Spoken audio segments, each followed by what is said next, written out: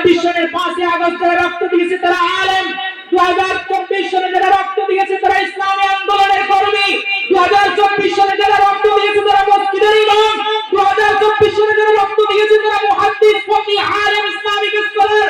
সুতরাং আগামীর দেশ ইসলামের দেশ, আগামীর সংসদ ইসলামের সংসদ, আগামীর বাংলাদেশ ইসলাম ও মুসলমানের বাংলাদেশ।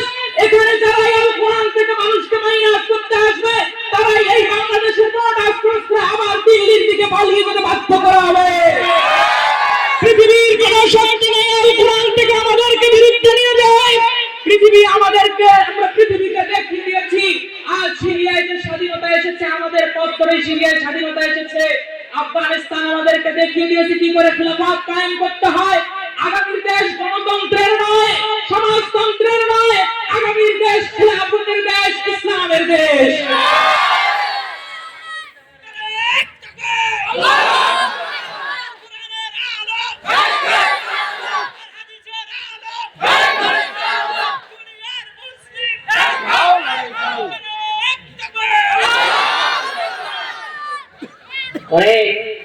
অনেকগুলো ডিগ্রি পেয়েছেন তিনি, অনেকগুলো ডিগ্রি তার। তিনি ডিগ্রি পেয়েছেন মাদার অফ হিউম্যানিটি। কিসের ডিগ্রি পেয়েছেন? মাদার অফ হিউম্যানিটি, মানবতার মা। মাদার অফ হিউম্যানিটি নয়, মাদার অফ হিউমিলিয়েশন, দাঙ্গা হাঙ্গামার জননী। তাকে বলা হয়েছে ফিনিক্স পাখি। ফিনিক্স পাখি নয়, এ হচ্ছে বাংলার শকুন। অসংখ্য আলেম ওলামাকে ধরে ধরে জেলখানায় বন্দী করে রাখা হয়েছে। অসংখ্য মাদ্রাসার ছাত্রদেরকে গুলি করে হত্যা করা হয়েছে। অসংখ্য ইসলামী আন্দোলনের কর্মীদেরকে ফাঁসির দড়িতে ঝুলিয়ে মারা হয়েছে। আমরা দেখেছি শাহবাগ চত্বরের নাটক, আমরা দেখেছি কি করে এখানে বিডিআর বিদ্রোহ ঘটানো হয়েছে।